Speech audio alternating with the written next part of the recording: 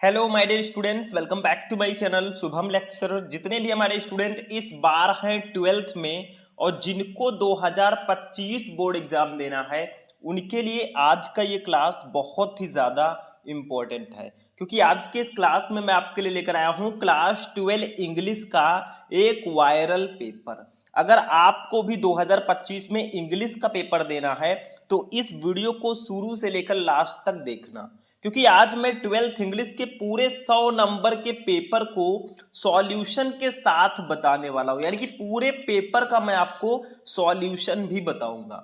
ऐसा क्लास बार बार आपको नहीं मिलेगा। पेपर कोड ध्यान में रखना भैया, 316 ES, और इस पूरे पेपर को सॉल्व करके जाना, क्योंकि इस पेपर में जितने भी क्वेश्चन हैं सारे के सारे बहुत ज्यादा इंपॉर्टेंट हैं। तो वीडियो को जल्दी से जल्दी हम शुरू करते हैं, क्योंकि जैसे ही मुझे ये पेपर मिला मैं पूरे सॉल्यूशन के साथ इस पेपर को लेकर आ गया। पूरे हिंदी मीनिंग के साथ मैं बताऊंगा। तो 2025 इंग्लिश पेपर कोड साइड में है। समय तो 3 घंटे 15 मिनट ही रहेगा और मैक्सिमम मार्क आपका 100 नंबर का रहेगा। पहले आपको कुछ इंस्ट्रक्शन दिए जाएंगे कि first 15 minutes are allotted to the candidate for reading the question paper. यानी कि स्टार्टिंग के 15 मिनट आपको क्वेश्चन पेपर पढ़ने के लिए दिया जाएगा। This question paper is divided into 4 section ABCD। मतलब ये क्वेश्चन पेपर 4 सेक्शन में डिवाइड होगा, section A, B, C and D। और all question from all the section are compulsory. सभी क्वेश्चन मतलब सभी सेक्शन के सभी क्वेश्चन आपको करना अनिवार्य है। Marks are indicated against each question. मतलब जो क्वेश्चन जितने नंबर का है ना, वो उसके सामने दिया गया है। चलो सबसे पहले हम बात करेंगे भैया सेक्शन A रीडिंग की। देखो आपका जो ये इंग्लिश का पेपर होगा ना, टोटल 4 सेक्शन में होगा। सेक्शन A आपका रीडिंग होगा 15 नंबर का, सेक्शन B राइटिंग होगा 20 नंबर का, सेक्शन C आपका होगा ग्रामर 25 नंबर का, और सेक्शन D होगा लिटरेचर 40 नंबर का। टोटल जोड़ो भैया 100 नंबर आपके पूरे के पूरे आएंगे। तो सबसे पहले हम सेक्शन A को पढ़ेंगे। सेक्शन A रीडिंग होता है, टोटल 15 नंबर का ये होता है। इसमें होता क्या है, कुछ खास नहीं, ध्यान से समझो। आपको क्या दिया जाएगा, एक अनसीन पैसेज दे दिया जाएगा। देखो, read the following passage carefully and answer the question that follow. मतलब आपको ये अनसीन पैसेज दिया गया, यहां से लेकर यहां तक, थोड़ा सा और है। अब देखिए इसके नीचे आपको क्वेश्चन दिए गए, जैसे A वाला है 3 नंबर का, B 3 नंबर का, C ऐसे 3-3 नंबर के, टोटल मतलब 15 नंबर के क्वेश्चन आपको दिए जाएंगे, जिसमें 4 शॉर्ट आंसर टाइप क्वेश्चन रहेंगे और 3 वोकेबुलरी रहेगी। अब इसका क्वेश्चन का आंसर आपको कहां मिलेगा, देखो इसी पैसेज में, इसी अनसीन पैसेज में आपको सारे क्वेश्चन का आंसर मिल जाएगा। चलो पहले इसको हम खूब ध्यान से हिंदी मीनिंग के साथ पढ़ते हैं, उसके बाद में हम क्वेश्चन का आंसर भी आपको बताएंगे, टेंशन नहीं लेने का। देखो सबसे पहले इसको ध्यान से पढ़ेंगे। तो देखो पहले इसका हिंदी मीनिंग मैं आपको बता देता हूं। अगर हिंदी मीनिंग पता रहेगा ना, तो आप बहुत आसानी से क्वेश्चन का आंसर दे पाएंगे। देखो क्या है, व्हाट एवर, जो कोई भी और टास्क आपका कार्य में भी हो, मतलब आपका कार्य जो भी हो, आपका जो भी कार्य हो, कॉन्सेंट्रेट मतलब केंद्रित करें। कॉन्सेंट्रेट का मतलब होता है केंद्रित करना। योर होल माइंड, अपने पूरे मस्तिष्क को, अपान इट, उस पर। ठीक है, यानी कि आपका जो भी कार्य हो उस पर अपना पूरा ध्यान, पूरा मतलब ध्यान केंद्रित करें। ठीक है, देखो थ्रो, थ्रो इनटू यानी कि झोंक दें। देखो थ्रो मतलब फेंकना होता है, वैसे झोंकना भी होता है। ठीक है, तो थ्रो इनटू झोंक दें, इट उसमें, ऑल द एनर्जी अपनी पूरी ऊर्जा, आप व्हिच जिसमें यू आर कैपेबल आप समर्थ हो। मतलब कहा जा रहा है कि अपनी पूरी क्षमता के अनुसार उसमें अपनी सारी ऊर्जा झोंक दें। मतलब whatever your task may be, concentrate your whole mind upon it, throw into it all the energy of which you are capable. यानी कि आपका जो भी कार्य हो उस पर अपना पूरा ध्यान केंद्रित करें और अपनी पूरी क्षमता के अनुसार उसमें अपनी सारी ऊर्जा झोंक दें। कुछ भी आप काम कर रहे हैं ना, पूरी शिद्दत के साथ करें, क्योंकि शिद्दत के साथ किसी चीज को चाहोगे तो पूरी कायनात उसको आपको दिलाने में लग जाएगी। ठीक है, कोई भी काम करो, पढ़ाई कर रहे हो, पूरी शिद्दत के साथ, पूरी मेहनत के साथ करो, तभी अच्छा रिजल्ट आएगा। आगे देखो, द फॉल्टलेस कंप्लीशन। फॉल्टलेस का मतलब होता है दोष रहित, कंप्लीशन का मतलब होता है पूर्ति या पूरा करना। कंप्लीट का मतलब पूरा करना, कंप्लीशन का मतलब होता है पूर्ति आप कह सकते हैं। ठीक है, आगे देखो, आप स्मॉल टास्क, छोटे छोटे कार्यों को, लीड्स वो बढ़ावा देता है, इनइविटेबली, इनइविटेबली का मतलब होता है अनिवार्य रूप से, टू लार्जर टास्क यानी कि बड़े कार्यों को। यानी कि कहा जा रहा है कि छोटे छोटे कार्यों को दोष रहित तरीके से पूरा करने से अनिवार्य रूप से बड़े कार्य सामने आते हैं। मतलब आप छोटे छोटे कार्यों को जब पूरा करेंगे ना तो बड़े कार्य आपके सामने आएंगे। जब फिर छोटे छोटे आप काम करते हुए चलेंगे ना तभी आप बड़ा काम कर पाएंगे आगे चलकर, ठीक है, क्योंकि शुरुआत हमेशा जीरो से ही होती है, आप सभी को पता है। आगे देखिए सी टू इट, यानी कि ध्यान रखें या इसको देखें दैट कि यू राइज, आप उठें, बाई स्टीडी क्लाइंबिंग, यानी कि निरंतर चढ़ते हुए। स्टीडी क्लाइंबिंग का मतलब होता है लगातार चढ़ते हुए, एंड और यू विल नेवर फॉल, आप कभी नहीं गिरेंगे। मतलब कहा जा रहा है see to it that you rise by steady climbing and you will never fall. मतलब आपसे कहा जा रहा है कि ध्यान रखें कि आप लगातार चढ़ते हुए ऊपर उठें और कभी नीचे ना गिरे, ठीक है। एंड हियराइन, और यहीं पर लाइट छिपा है, द सीक्रेट, रहस्य ऑफ ट्रू पावर, सच्ची शक्ति का, और यहीं पर सच्ची शक्ति का रहस्य छिपा है, ठीक है। आप निरंतर चढ़ते रहेंगे ऊपर की तरफ, नीचे नहीं गिरेंगे, यही भैया सच्ची शक्ति का रहस्य छिपा हुआ है। ध्यान से समझना, मेन यही है। इसको समझ गए, क्वेश्चन का आंसर आप आसानी से दोगे, 15 नंबर आपका बहुत इजीली कंप्लीट हो जाएगा। देखो लर्न, लर्न का मतलब होता है सीखें, ठीक है, बाई कांस्टेंट प्रैक्टिस, लगातार अभ्यास से, ठीक है। हाउ टू हस्बैंड, मतलब हाउ कैसे, टू हस्बैंड मतलब उपयोग करें योर रिसोर्सेज, अपने संसाधनों का।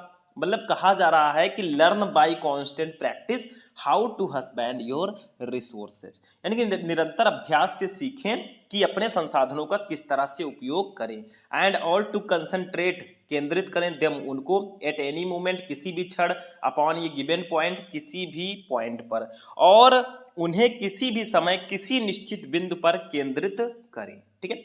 आगे देखिए वो कह रहे हैं द फूलिश वेस्ट, यानी कि जो मूर्ख लोग होते हैं वो वेस्ट करते हैं, बर्बाद करते हैं, ऑल दियर, अपनी सभी मेंटल, यानी कि मानसिक एंड स्पिरिचुअल एनर्जी, और जो मानसिक और आध्यात्मिक, देखो स्पिरिचुअल का मतलब होता है आध्यात्मिक ऊर्जा, इन फ्राइवोलिटी, फ्राइवोलिटी का मतलब होता है तुच्छता में, यानी कि मूर्ख व्यक्ति जो है वो अपनी मानसिक और आध्यात्मिक ऊर्जा तुच्छता में बर्बाद कर देते हैं।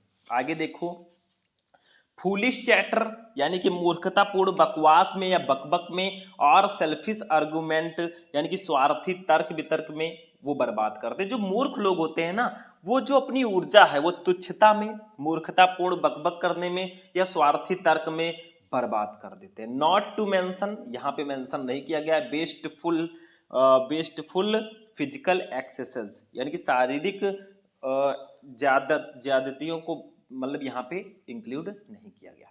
अब देखो क्वेश्चन का आंसर हमें देना है, कैसे दोगे, ये चीज काफी ज्यादा इंपॉर्टेंट हो जाती है कि आखिर इन क्वेश्चन का आंसर हम ढूंढेंगे कैसे, ये चीज जानना जरूरी है। अब देखिए स्टूडेंट, जैसे हमारा क्वेश्चन आया है, ध्यान से समझना क्या कहा जा रहा है कि how should we do our work, हमें अपना काम कैसे करना चाहिए। 3 नंबर का पूरे भैया ये आया है। इसका आंसर कहाँ मिलेगा, देखो यहाँ पे लिखा है whatever your task may be, concentrate your whole mind upon it, throw into it all the energy, ठीक है, व्हिच यू आर कैपेबल। अगर आप इतना लिख दोगे नंबर आपको पूरे 3 मिल जाएंगे, ठीक है। मतलब आपसे कहा जा रहा था कि how should we do our task, हमें अपने कार्यों को कैसे पूरा करना चाहिए, कैसे करना चाहिए। तो इसका जो आंसर होगा वो किस प्रकार से होगा मैं थोड़ा सा बता देता हूं, ठीक है, क्योंकि ये आंसर इसमें इंपॉर्टेंट है। देखो यहाँ पे वही चीज बताया गया था कि whatever your task may be, concentrate your whole mind upon it, throw into it all the energy of which you are capable, यानी कि आपका कार्य जो भी हो उसे पूरी पूरी उस पर अपना पूरा ध्यान केंद्रित करके उसको करें और उसको करने में अपनी सारी ऊर्जा झोंक दें, बस यही लिखना है। थोड़ा सा आप चेंज करके लिख सकते हैं, we should do our task by concentrating our whole mind upon it and throwing into it all our energy. मतलब यही अगर आप लिख दोगे भैया, ऐसे एग्जामिनर 3 में 3 नंबर देगा, कोई काट ही नहीं सकता जितना मैंने बताया, ठीक है। तो यही आप लोग यहां से लेकर यहां तक लिख दोगे तो भी पूरा नंबर मिल जाएगा। वैसे अनसीन पैसेज का मैं आपको पहले भी क्लास प्रोवाइड करा चुका हूं, आप लोग सर्च करेंगे मिल जाएगा। बी देखो when shall be never fall, मतलब हम कब कभी नहीं गिरेंगे, मतलब हम कब कभी नहीं गिरेंगे, क्या ऐसा होगा कि हम लोग नहीं गिरेंगे। तो देखो यहां पे लिखा हुआ है सीधा सीधा इसका आंसर, देखो यहां पे when you rise by study climbing and you will never fall. देखो अगर आप लोग यहां से लिख देते हैं यहां तक ना, ये भी 3 नंबर कंप्लीट। देखो you rise by study climbing you will never fall, मतलब आप लगातार ऊपर चढ़ते हुए आगे बढ़ेंगे तो आप कभी नहीं गिरेंगे। वही चीज आप लोग लिख दीजिए, कैसे लिखेंगे, when we rise by study climbing we will never fall, ऐसे लिख देना भैया। 3 नंबर पूरे का पूरा आपको ऐसे एग्जामिनर देगा। देखो ऐसे ही ढूंढ ढूंढ के लिखना होता है, कहीं बाहर से हम नहीं मंगाते आंसर, ठीक है। ठीक, तो हमारा 6 नंबर कंप्लीट हो गया। ऐसे आप लोग कंप्लीट करते चलिए। देखो इसको मैं आपको अलग से भी बता चुका हूं, आप लोग सर्च करके जरूर देखना कि अनसीन पैसेज शुभम लेक्चरर, आपको क्लास मिल जाएगा। सी देखो, wherein lies the secret of true power, यानी कि सच्ची शक्ति का रहस्य कहां छिपा है। ये आपसे कहा जा रहा है कि सच्ची शक्ति का रहस्य कहां पर छिपा है, ठीक है। तो मैंने आपको बताया था कहां पे सच्ची शक्ति का रहस्य छिपा है, मतलब यहां पे देखो लिखा है, see to it that you rise by steady climbing and you will never fall and herein lies the secret of true power। मतलब यही जो कहा गया है ना कि आप लगातार ऊपर चलते हुए आगे बढ़े और कभी ना गिरे, यहीं पर सच्ची शक्ति का रहस्य छिपा है। तो आप तीसरे का आंसर भी यहां से लेकर यहां तक लिख देंगे, कोई दिक्कत नहीं है, या जैसा मैं बता रहा हूं वैसा भी लिख सकते हैं। कैसे, the secret of true power lies in ये steady climb toward success and personal growth, ऐसे लिख दोगे, नंबर भाई मिल जाएगा, ठीक है। मतलब कहां पर छिपा है सच्ची शक्ति का रहस्य, कि आप लगातार आगे बढ़ते हुए ऊपर चढ़े और कभी ना गिरे, यहीं पर सच्ची शक्ति का रहस्य छिपा है।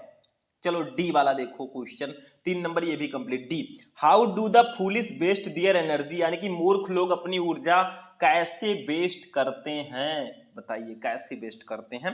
तो देखो फूलिश लोग अपनी ऊर्जा कैसे वेस्ट करते हैं, देखो the foolish waste all their mental and spiritual energy in frivolity, foolish chatter और सेल्फिश आर्गुमेंट। बस इतना लिख दोगे भाई, नंबर पूरा मिलेगा। देखो यहां से ध्यान दो, the foolish waste all their mental and spiritual energy in frivolity, यानी कि मूर्ख लोग अपनी कौन सी, देखो अपनी मानसिक और आध्यात्मिक ऊर्जा तुच्छता में बर्बाद कर देते हैं, फूलिश चैटर मूर्खतापूर्ण बकबक में, और सेल्फिश आर्गुमेंट और स्वार्थी तर्क में वो बर्बाद कर देते हैं। बस वही चीज आपको उठा के लिख देना है। लो भैया 3 नंबर ये भी कंप्लीट, 12 नंबर कंप्लीट हो गया। देखो मैं थोड़ा टाइम भले ही लग रहा है, लेकिन मैं आपको समझाने का प्रयास कर रहा हूं कि कैसे आपको ढूंढ ढूंढ कर जाकर वहां पे लिखना है।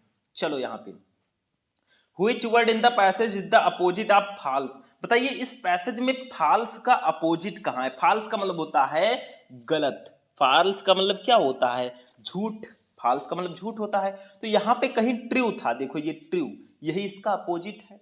false का मतलब झूठ, ट्रू का मतलब सत्य, भैया एक दूसरे के अपोजिट ही तो हुए, तो यहाँ पे ट्रू जो है वो इसका अपोजिट होगा। आप लोग ट्रू लिख देना, काम हो जाएगा। दूसरा, what is meant by two concentrate, मतलब टू कंसंट्रेट का मतलब क्या होगा। तो मैं बोल रहा हूं, आप लोग लिख देना, to concentrate means to focus all the attention और effort on a particular task, object और गोल। यानी कि आपसे सीधा सीधा कहा रहा है कि टू कंसंट्रेट यानी कि एकाग्र होना, इसका मतलब एकाग्र होना होता है। इसका अर्थ है किसी विशेष कार्य, वस्तु या लक्ष्य पर सारा ध्यान या प्रयास केंद्रित करना।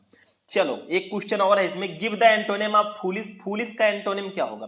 फूलिश का मतलब होता है मूर्ख, फूलिश का मतलब क्या होता है आप लोग को पता ही होगा, फूलिश का मतलब मूर्ख होता है। तो इसका एंटोनिम क्या होगा, इसका एंटोनिम सीधा सीधा लिख दो वाइज, वाइज का मतलब होता है बुद्धिमान, ऐसे लिख दो वाइज, ठीक है। बस हो गया भाई, ये भी हो गया।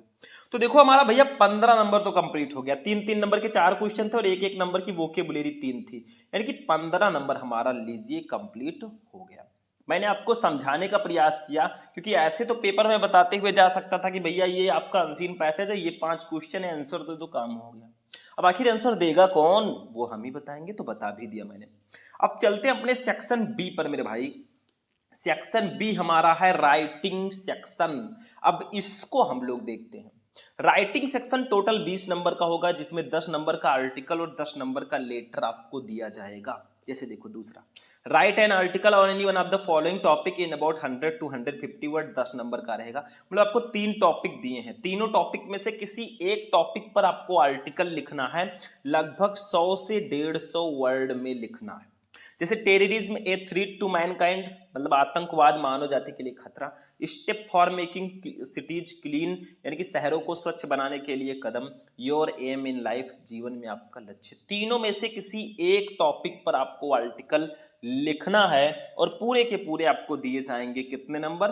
10 नंबर। आर्टिकल कैसे लिखते हैं, कौन कौन से आर्टिकल इंपॉर्टेंट है, आपके भाई ने पहले ही बता रखा है। जाकर यूट्यूब पर सर्च करना क्लास को देखने के बाद, class 12 English important article Shubham lecturer, आपको क्लास मिल जाएगा। बहुत अच्छी अच्छी क्लासेज।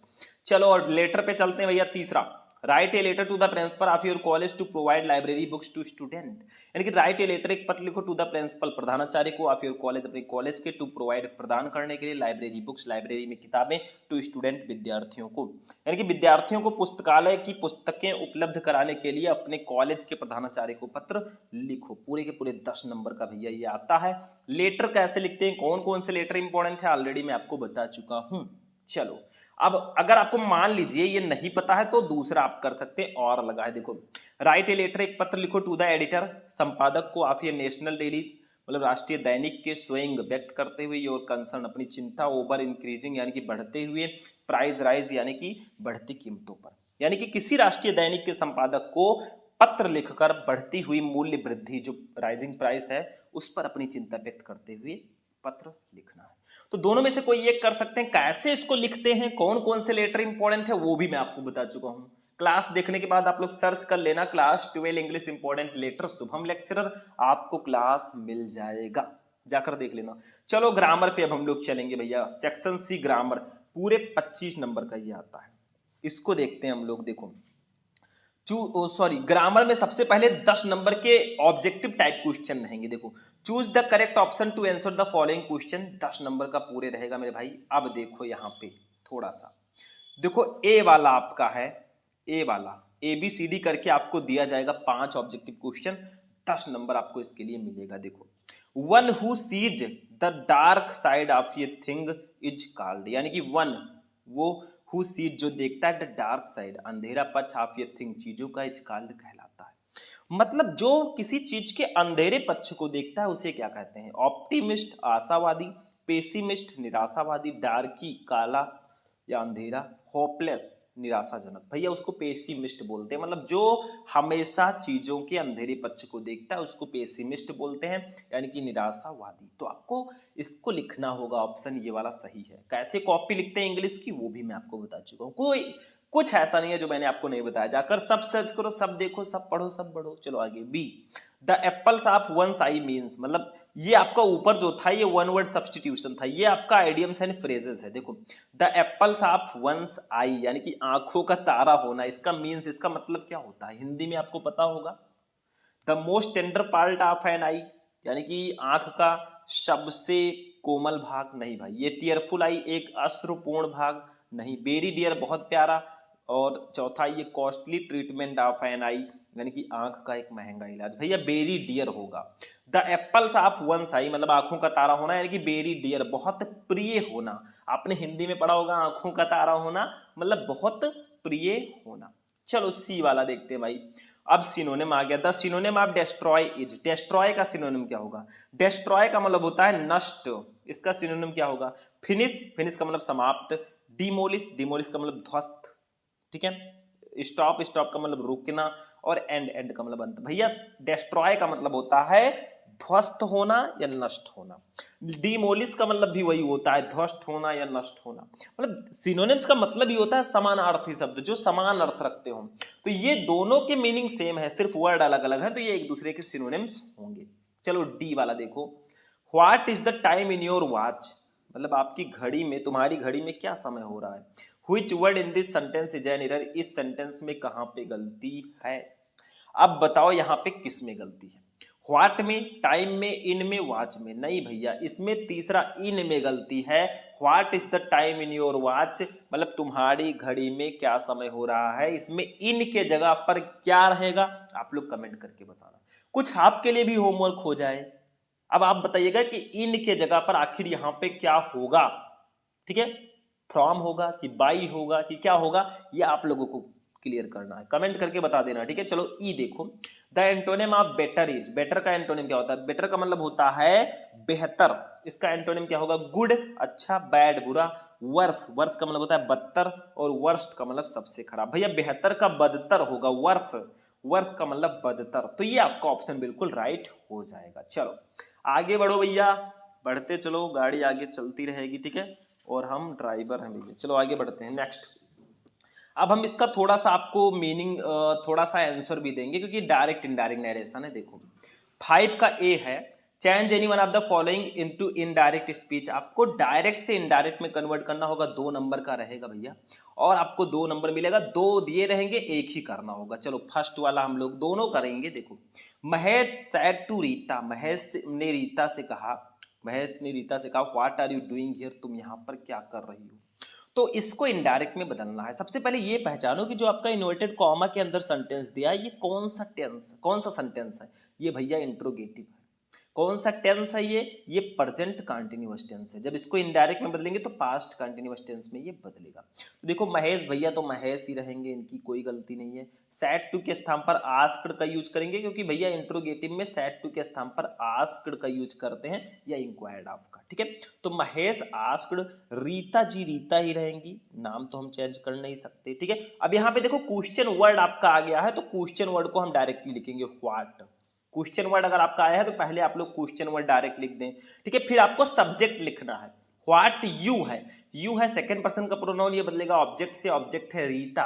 तो रीता के लिए हम सी का यूज करेंगे क्योंकि रीता जी फीमेल हैं, ठीक है। अब चूंकि यू सेकंड पर्सन का प्रोनाउन ऑब्जेक्ट से बदलेगा, क्योंकि मैंने बताया था फर्स्ट पर्सन का प्रोनाउन सब्जेक्ट से, सेकंड का ऑब्जेक्ट से, थर्ड में नो चेंज। ये सन वाला ट्रिक याद रखना, ठीक है। तो Mahesh asked Rita what C.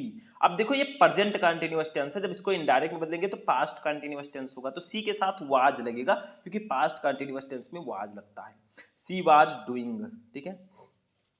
Here बदल जाएगा दियर में, और ये आपका हो जाएगा भैया काम हो गया। ये आपका बदल गया इनडायरेक्ट में। दूसरा वाला देख लो, दूसरा वाला भी यहीं पे बता देते हैं।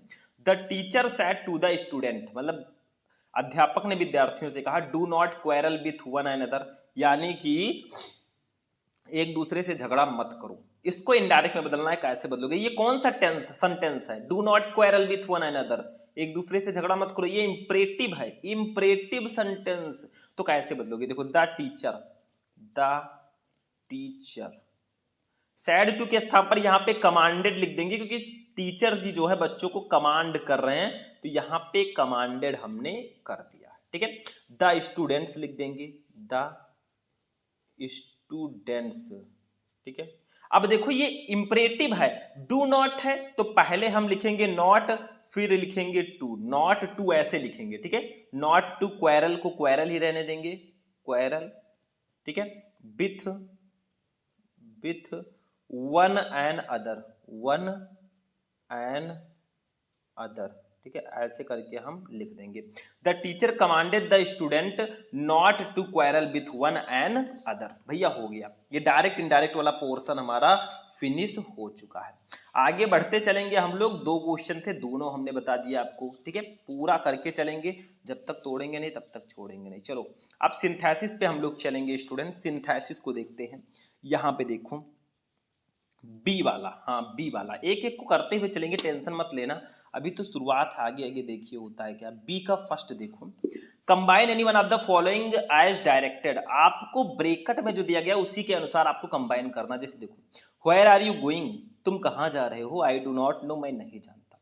कॉम्प्लेक्स सेंटेंस में इसको बदलना है, ठीक है। मतलब 2 सेंटेंस है, दोनों को जोड़कर एक सेंटेंस बनाना है, वो भी कॉम्प्लेक्स सेंटेंस, ठीक है। क्योंकि सिंथेसिस होता ही यही है कि 2 या 2 से अधिक सेंटेंसेस को जोड़कर एक सेंटेंस बनाना, बट उसका मीनिंग नहीं बदलना चाहिए।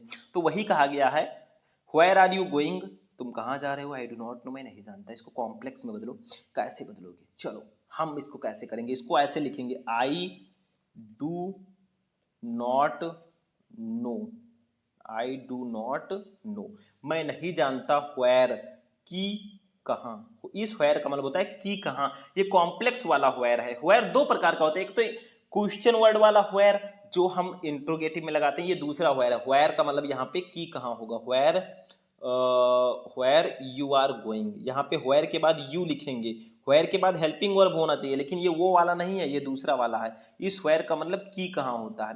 तो I do not know where you are going, मैं नहीं जानता कि तुम कहाँ जा रहे हो। तो ये आपका भैया कॉम्प्लेक्स में बदला जा चुका है और मीनिंग दोनों का सेम है। ऊपर कहा गया था तुम कहाँ जा रहे हो, मैं नहीं जानता, नीचे कहा गया मैं नहीं जानता कि तुम कहाँ जा रहे हो, दोनों सेम सेम है भाई। चलो दूसरा वाला करते हैं यहाँ पे हम लोग। दूसरा वाला देखो क्या है, ही वाज फाइंड, उस पर जुर्माना लगाया गया, ही वाज इम्प्रिज्ड, उससे जेल में डाल दिया गया या उसे कैद कर लिया गया। इसको कंपाउंड सेंटेंस में आपको बदलना है। कैसे बदलोगे इसको थोड़ा सा जानते हैं, क्योंकि ये काफी ज्यादा इंपॉर्टेंट क्वेश्चन है, ठीक है। चलो इसको ऐसे कुछ लिखेंगे, he was fined, fined and बीच में लगा देंगे एंड इम्प्रेस्ड, ठीक है, impressed, he was fined and impressed, यानी कि उस पर जुर्माना लगाया गया और कैद कर लिया गया। मतलब सेम है, बिल्कुल सेम है, बस मैंने सिर्फ क्या किया है, इधर उधर कर दिया, मेरा काम ही है इधर उधर करना। चलो अब आगे बढ़ते हैं भाई। अरे मेरा काम नहीं है लेकिन मैं बोल रहा हूँ। चलो सी का फर्स्ट देखते हैं, सी का फर्स्ट। चलो ट्रांसफॉर्मेशन आ गया।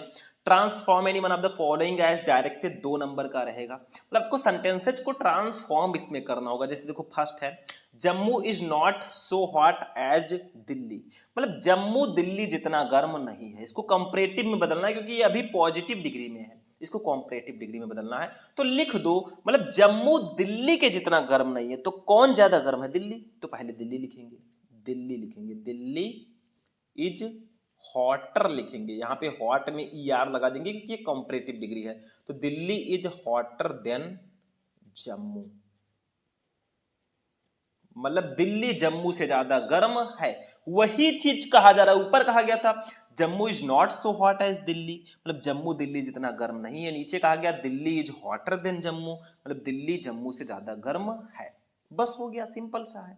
चलो दूसरा वाला देखते हैं मेरे दोस्त, सेकंड वाला। सेकंड है हु कैन डू इट, इसे कौन कर सकता है, इसको पैसिव वॉइस में बदलना है।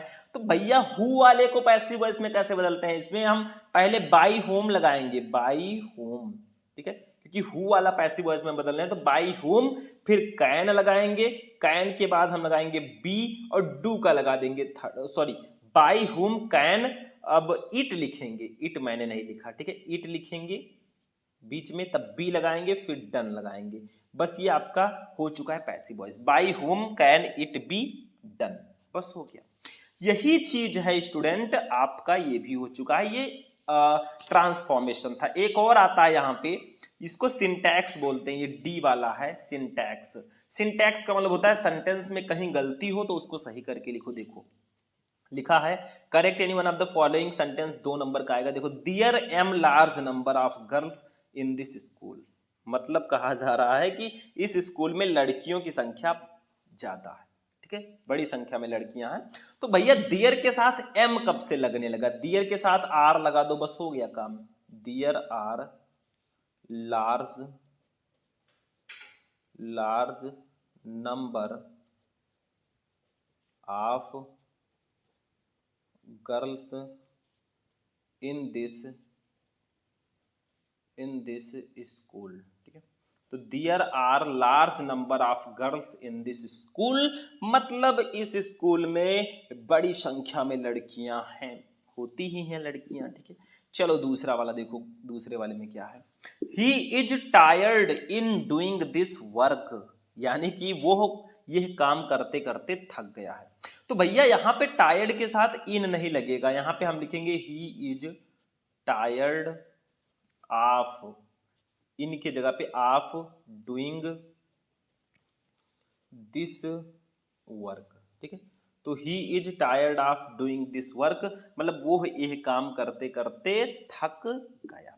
चलो ये भी हो गया। अब ई वाला देखो स्टूडेंट, मैंने आपको ग्रामर का सारा सॉल्यूशन दे दिया, टेंशन मत लो, आगे आगे देखिए होता है क्या। चलो ई वाला देखते हैं क्या है, इसको बोलते हैं होमोफोन्स, मतलब आपको मीनिंग क्लियर करना होता है। देखो use any one of the following pairs of word in your own sentence to make the difference in their meaning clear, 2 number का। जैसे देखो फर्स्ट है आइडल, आइडियल, इस आइडल का मतलब होता है आदर्श, और इस आइडियल इस आइडल का मतलब होता है आलसी और इस आइडियल का मतलब होता है आदर्श।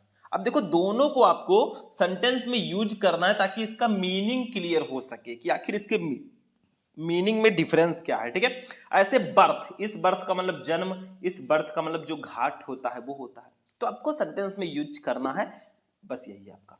चलो 6 नंबर देखते हैं मेरे स्टूडेंट।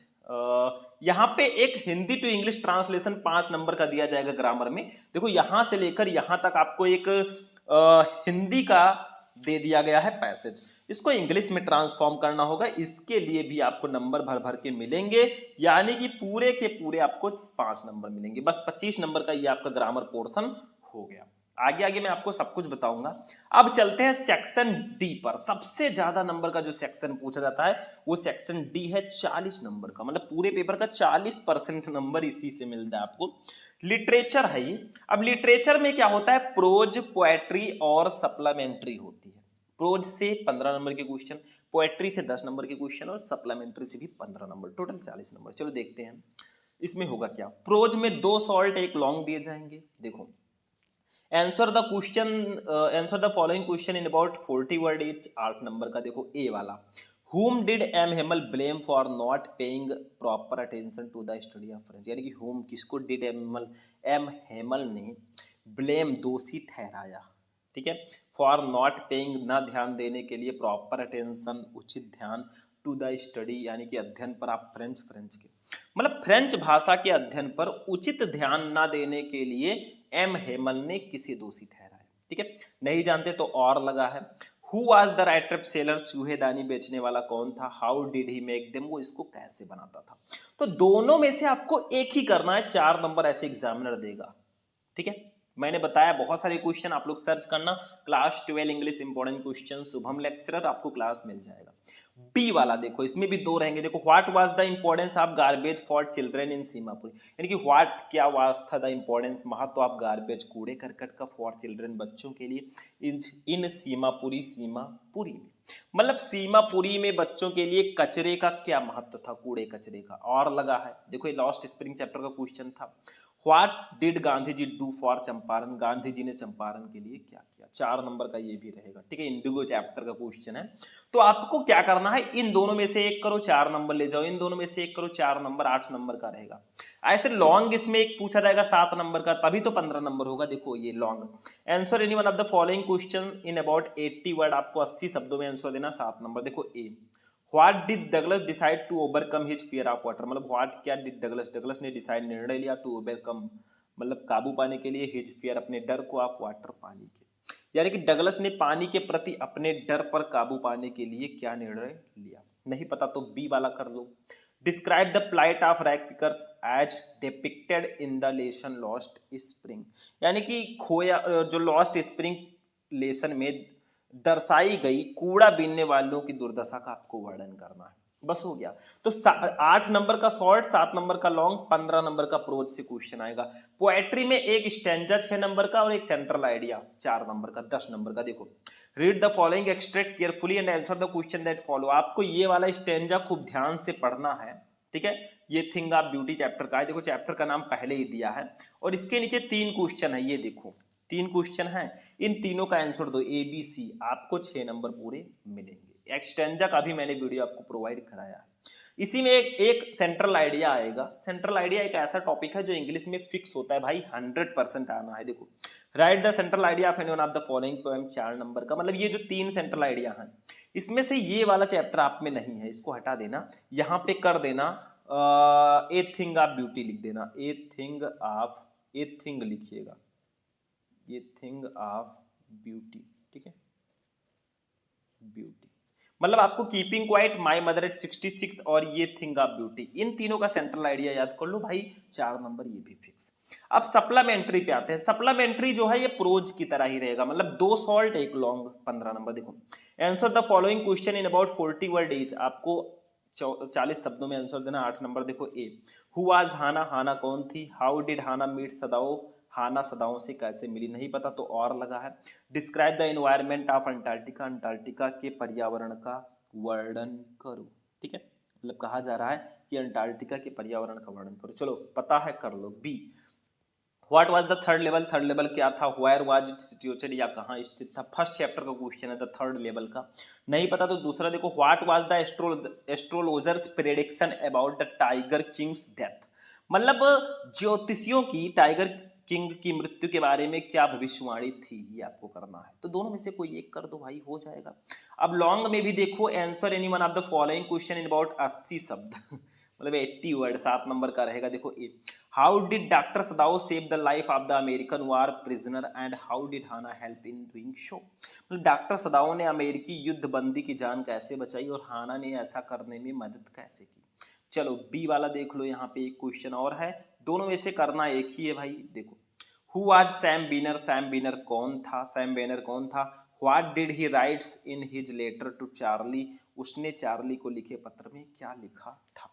बस हो गया, आपका पेपर पूरा फाइनल हो गया और ये पूरे के पूरे आपके 100 नंबर का पेपर फिनिश हो चुका है, कुछ नहीं बचा इसमें। मैंने आपको बताया था 4 सेक्शन में आपका पेपर होगा, section A, section B, section C और सेक्शन डी। सेक्शन ए आपका रहेगा टोटल 15 नंबर का, सेक्शन बी 20 नंबर का, सेक्शन सी 25 नंबर का, सेक्शन डी 40 नंबर का, टोटल मिलाकर 100 नंबर का ये पेपर होगा। बस हो गया। तो आज का क्लास आपको कैसा लगा, वीडियो को आप लोग जितना हो सके लाइक करना, और किसी और सब्जेक्ट का पेपर चाहिए आप लोग कमेंट करना, सर इस सब्जेक्ट का मुझे पेपर चाहिए, मैं प्रोवाइड करा दूंगा। चलिए मिलते हैं नेक्स्ट वीडियो में नेक्स्ट टॉपिक के साथ, तब तक के लिए जय हिंद।